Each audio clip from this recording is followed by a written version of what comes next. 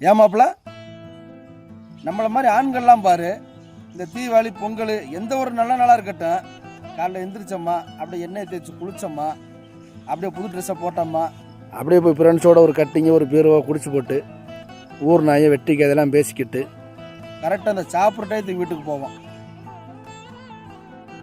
ஆனால் பெண்களை பாரு, அவங்க சமைச்சதெல்லாம் நம்மளை சாப்பிட விட்டு பிள்ளைய சாப்பிட்றதெல்லாம் அழகு பார்த்துக்கிட்டு அப்படியே அதுலேயே அவங்களுக்கு பாதி நேரம் போயிடும். அதுக்கு பிறகு எல்லாம் சாப்பிட்டு முடித்த பிறகு குளிச்சுட்டு அந்த புது ட்ரெஸ்ஸை போடுறதுக்குள்ள தீபாவளியே முடிஞ்சு போயிடும்.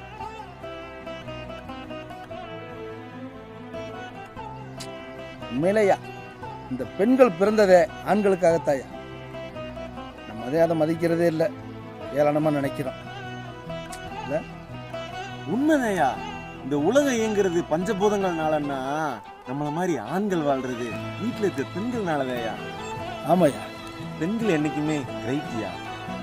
கிரேட்டு தாயா.